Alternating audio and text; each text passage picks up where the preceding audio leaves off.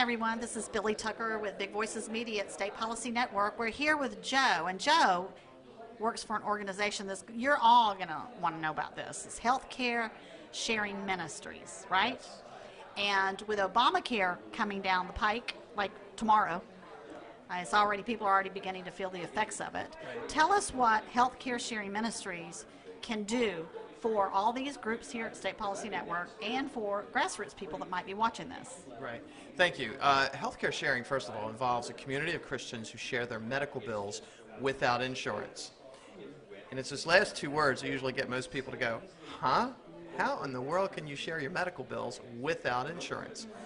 Well, we have a system set up that you send in your medical bills to the ministries, and then they divide it up amongst a certain number of people, and they send a note out to those people, and then those people send you checks.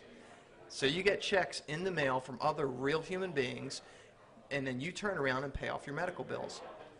I've been participating in the largest ministry for 8 years, and I have a large family. I have 5 kids, so you can imagine I've had some medical bills over the past 8 years.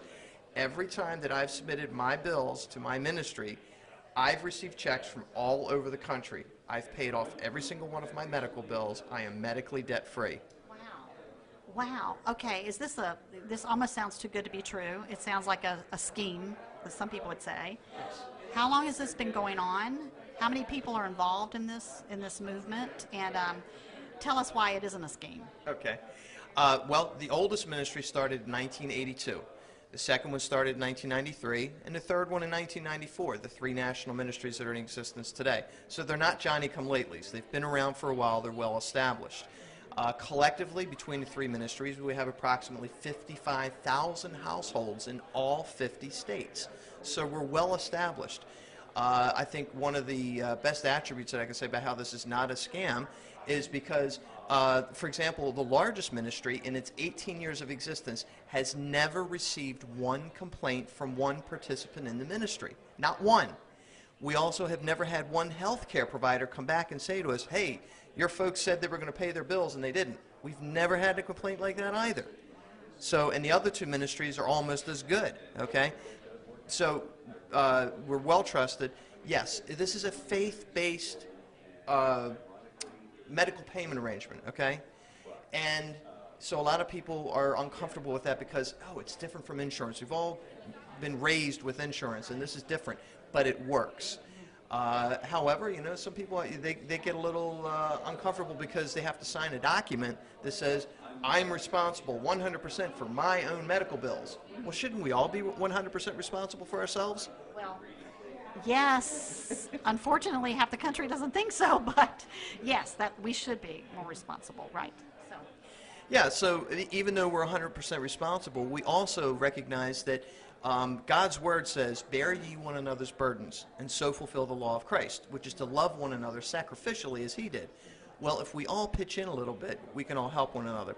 I liken it also to, you know, a lot of us, we go to a church, and let's say you have 50 families in a church, and one day Elder Jones stands up and says, hey, the Johnson family over here has a $5,000 bill.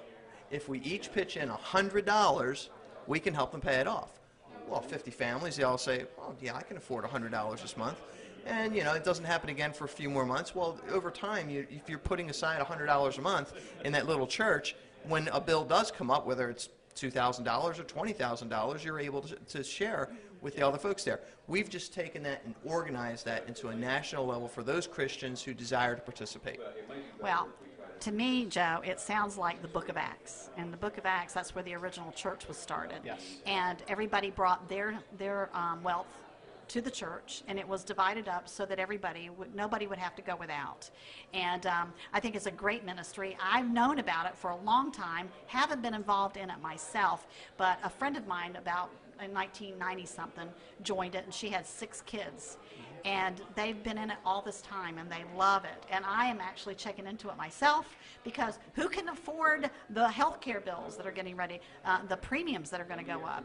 We can't afford it. So we're very excited about this concept. Yes, and I should share, for example, when I got involved with it, even though I'm a Christian and I'm glad I'm able to participate in a Christian ministry, when I first joined, it was because of the economics of it. Right now, after 8 years, I share $355 a month. For my family of 7, Wow. my net equivalent of a deductible is 0. There is not an insurance product in the country that can come close to what I have. And the other ministries are similar in terms of their low cost and how much you have to share before they will share the bills with the rest of the ministry. So it's a great alternative. It's a free market, liberty-loving alternative. Love it. And Christians. It's for those Christians who desire to help other Christians out. Well, okay, this is great news. This is a new product that some people are just hearing about. How do they get involved? How do they find out about, signing up for this? I think the easiest thing to do is to go to healthcaresharing.org, healthcaresharing.org, and you'll find links to some of the ministries there. One other point I'd like to make, because I'm sure some folks will be thinking about this. You mentioned Obamacare at the beginning of our discussion here. I would like to say that healthcare sharing participants are exempt from the individual mandate in Obamacare. So you do not have to worry about joining and then getting fined or penalized or anything like that whatsoever. We are exempt from all of that. How did that happen? I mean, the Catholic Church can't even get exempt. How did you guys make that happen? In 2007 and 2008, I went and met with 150 staffers in Congress. I started sharing the word about healthcare sharing ministries. And when I spoke to them, I shared with them a very simple question. I said, the base of this whole healthcare reform is all around one question: how are you going to pay your medical bills? And I said, we pay our medical bills. We do exactly what all you public policy people would like us to do. We just don't use conventional health insurance. May we continue to do it? It was a simple business decision, and they said fine.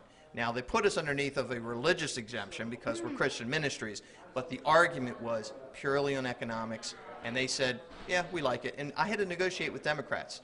I'm a conservative. I was negotiating with Democrats, but they saw what we were doing and said, yes, we agree, and it's a good thing you're paying your bills. So they gave us the exemption. Wow. I think Joe should run for president, because if he can negotiate with the Democrats and the Republicans, he should be president. All right, Joe, you're up for president next time. 2016, we hope to see your name on the ballot. Okay. Thank you. Thank you, Billie. Appreciate it. Bye.